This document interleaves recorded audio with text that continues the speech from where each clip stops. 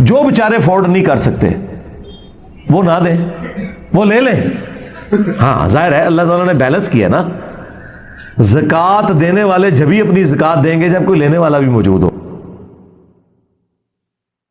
میں صدقہ فطر کے حوالے سے بالکل کلیئر ہوں، اگر آپ پیسے بھی دیتے ہیں کوئی ایشو نہیں ہے، اور جو لوگ زیادہ افورڈ کر سکتے ہیں وہ 3 کلو یا 3.25 کلو کشمش کی رقم کیلکولیٹ کریں۔ اب مجھے تو اس کی قیمت پتہ ہی نہیں کہ اس وقت کیا ہوگی، کیونکہ ہم تو اس طرح یہ کوئی آئٹم نہیں ہے، یہ تو چھٹانک برابر لیا جاتا ہے، اتنا مہنگا ہے، تو وہ ہزاروں میں بن رہا ہوگا۔ پنیر، چلے پنیر کی تو ہم کیلکولیشن کسی حد تک کر سکتے ہیں اس اعتبار سے کہ دیسی گھی کا کیا ریٹ چل رہا ہے جی آج کل، 3000 روپے کلو، تو 9000 روپیہ ہوگا اگر آپ دیسی گھی بھی دے سکتے ہیں۔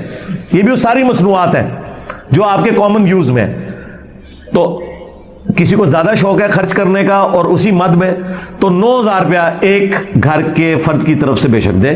3 کلو دیسی گھی، جو چیزیں آپ کے کھانے کے یوز میں ہیں، اناج کی شکل میں ہو، کیونکہ وہاں پنیر آیا تھا نا، تو وہ آپ دے سکتے ہیں۔ وہ آپ کی مرضی، جس طریقے سے آپ مرضی کریں، وہ اللہ تعالیٰ نے آپ کو ٹالرنس دی ہوئی ہے، لیکن بہتر یہی ہے کہ آپ وہی چیزیں جو احادیث کے اندر آئی ہیں، جو کشمش، پنیر، گندم اور اسی کی فارم آٹا، کھجور، یہ آپ دے سکتے ہیں۔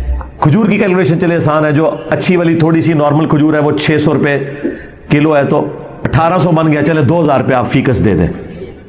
ضروری ہے آپ نے 500 دینا، 2000 بھی دیں فیکس، اور ہر گھر کے ہر فرد کی طرف سے آپ نے دینا ہے۔ جو بیچارے افورڈ نہیں کر سکتے وہ نہ دیں، وہ لے لیں۔